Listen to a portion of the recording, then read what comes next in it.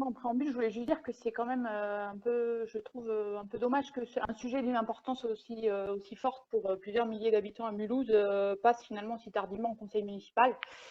à un moment où effectivement l'attention, notamment peut-être de ceux qui nous écoutent, est quand même un peu plus difficile à capter. Et je ne parle pas de la nôtre. Voilà, on voit qu'effectivement vous avez mis beaucoup d'énergie et d'affect aussi peut-être un peu dans toute la présentation de ce dossier, hein, et que vous ne nous rendez effectivement pas la tâche facile pour essayer d'identifier et de garder qu'il y a quand même beaucoup de préoccupations sur ce dossier. Donc je vais quand même essayer voilà, de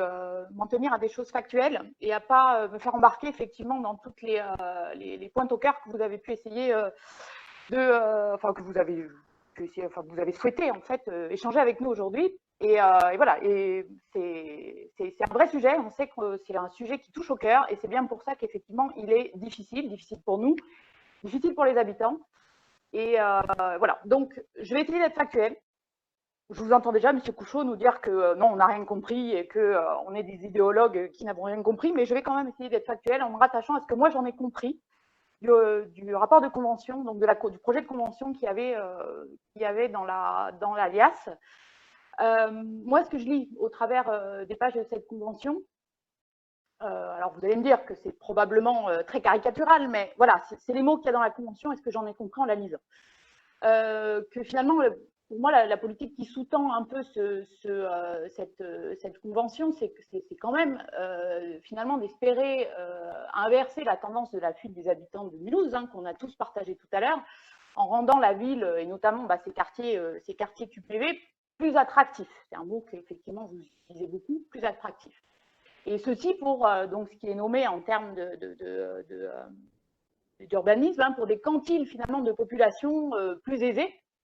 que ceux qui y habitent. En tout cas, moi, c'est ce que j'en ai compris en lisant. En gros, aujourd'hui, il y a quand même une logique avec des quotas, des pourcentages qui disent que voilà, il y a un quantité de population qu'il vaudrait quand même mieux inviter à aller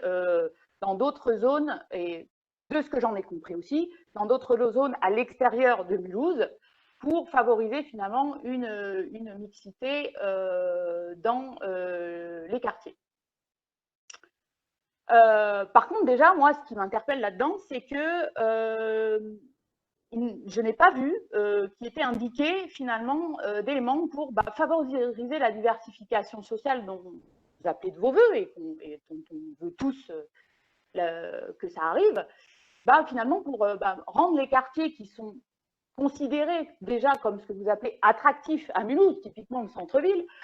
plus abordable aussi pour finalement les populations les plus modestes de la ville, et celles que moi je comprends qui font partie de ce fameux quantile qui, si j'ai bien compris, et peut-être je l'ai mal compris, mais vous allez me l'expliquer, ont beaucoup plus de chances de se retrouver à être proposés d'habiter par exemple à Brunstadt ou à Rixheim. Et donc moi j'en comprends que finalement, alors c'est sûrement un raccourci rapide, mais que cette attractivité que vous souhaitez développer, finalement, elle ne s'adresserait pas forcément à la quantité de population la plus modeste de Mulhouse. En tout cas, c'est ce que j'en comprends. Et donc, j'espère qu'effectivement, ce n'est pas ce que vous souhaitez faire.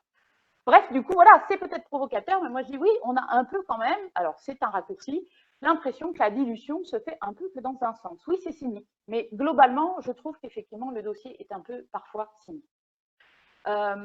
Et donc voilà, vous ne vouliez pas mettre ce mot sur ça, mais je suis désolée, on a quand même un peu le sentiment qu'il y a quand même un phénomène de gentrification qui se met en place. Et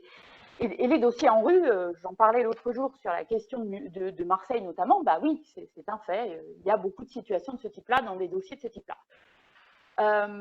Et donc, on a l'impression qu'effectivement, finalement, on ne met pas forcément tous nos moyens pour se dire qu'on va envisager le développement de la ville au service de leurs habitants actuels, de ces milliers de personnes qui aujourd'hui habitent Mulhouse. Et pourquoi elles habitent Mulhouse? Souvent parce que moi, voilà, de ce que j'ai vécu de Mulhouse aujourd'hui, de ce que j'en vois, des gens que je connais, que je côtoie tous les jours, oui, il y a des habitants qui actuellement, et comme c'est très précisément d'ailleurs, et de manière très précise indiquée dans le rapport, dans la convention, pardon, Ils font le choix de résider pour la facilité des transports, déjà. C'est quand même plus simple quand on n'en a pas envie, mais surtout pour beaucoup de Mulhousiens aujourd'hui, quand on n'en a pas les moyens de se véhiculer de manière individuelle pour aller travailler, pour accéder aux services publics, notamment les écoles, les lycées,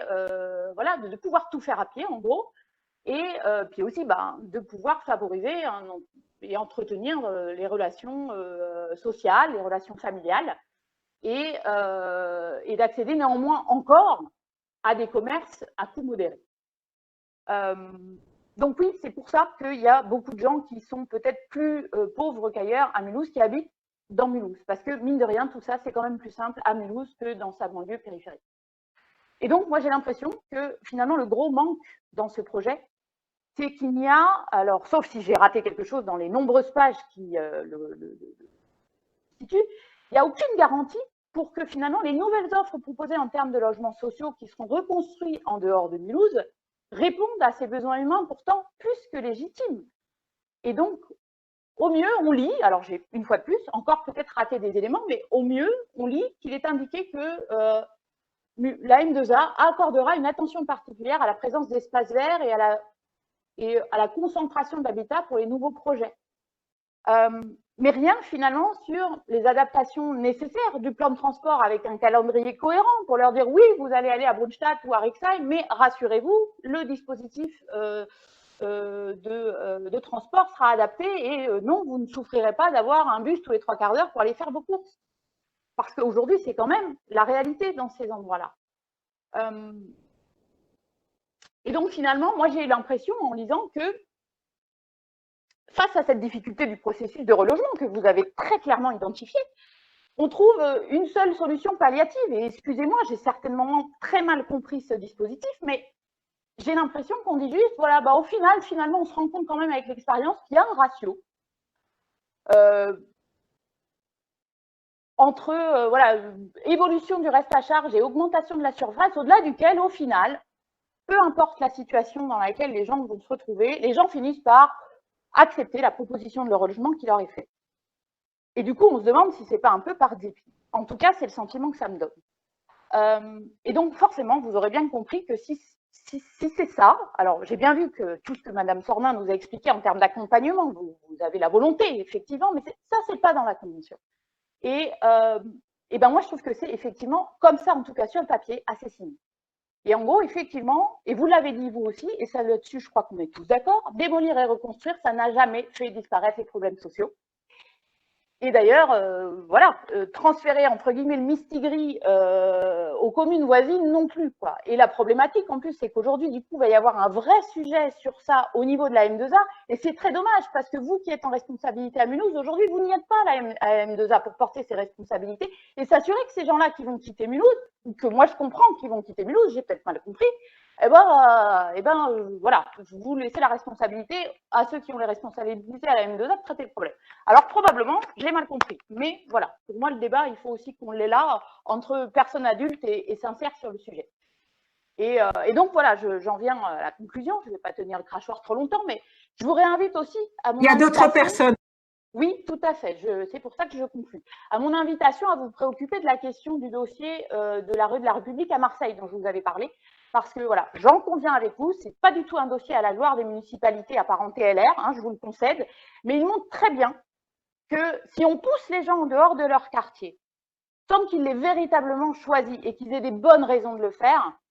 ils finissent par y revenir. Et je peux vous dire que là-bas, effectivement, c'était des millions de larmes et d'euros après. Alors, si on peut se faire l'économiste de ça tout de suite et qu'on en soit convaincu avec des choses factuelles sur le sujet, on en portera tous très bien. Donc voilà, vous l'aurez compris, autant à la ville qu'à l'agglo, notre groupe Mulhouse Cause Commune, on sera particulièrement vigilant et exigeant sur les modalités, les calendriers détaillés de ce projet et sur les exigences aussi de garanties solides pour des propositions décentes de relogement, en particulier et tout particulièrement sur les dessertes de transport et l'accessibilité aux services publics. Voilà, je vous remercie de m'avoir écouté et je suis désolée si j'ai été trop longue. Certes, il est tard, mais le dossier est vraiment, vraiment très